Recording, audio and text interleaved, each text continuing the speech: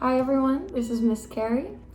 This is going to be the second video out of 4 in our superhero unit. Last time we did a creative writing exercise to help us brainstorm ideas related to our superhero. For today's lesson, we're going to start drawing. We'll be creating a portrait of your superhero to use in future lessons. You already practiced drawing different types of faces and different types of bodies with Mrs. Wilson in class, and we're going to be building on that knowledge today to create our own characters. So, before we get started, I wanted to show you an example of something that's similar to the superhero you'll be drawing. This is actually my superhero. I've decided to name her Apple Kid.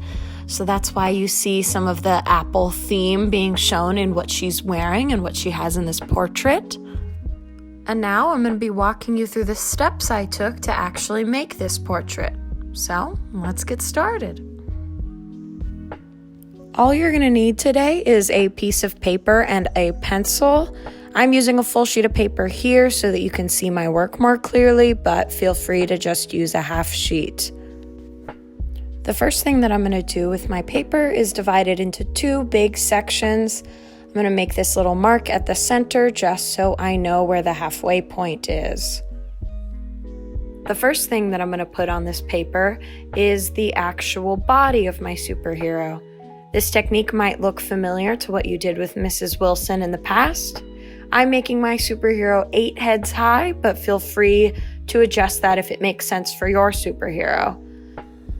You can also see that my circles aren't actually even sizes, which is totally okay for now, as long as it gives you the approximate idea of how tall your superhero is going to be, so you can split it into sections. Now that I have my height, the first thing I'm going to do is draw the head. I want my superhero to have a big head, so I'm going to make 2 of the circles into the actual head of my superhero. Next, I drew 2 lines, one to note where the shoulders of my superhero are going to be, and the other where the waist is going to be.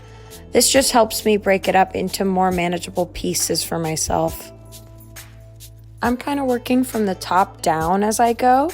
So first I'll give my character shoulders, and then I'll start to add the arms.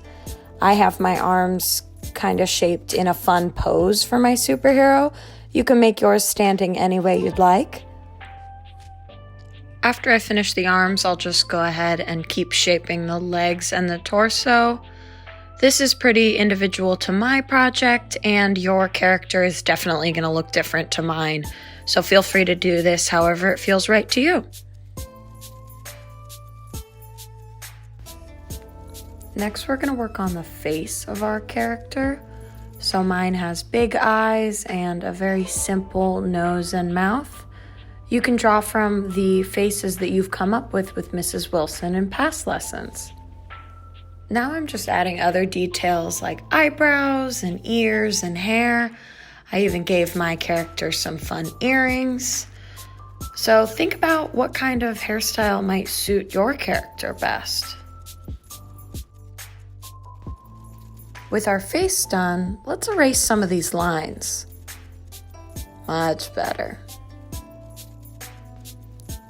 I know this might be moving quickly, but you guys are doing awesome. Now we're focusing on the outfit. I'm just adding some fun collars and details to my superhero that align with my superpowers and my superhero's identity.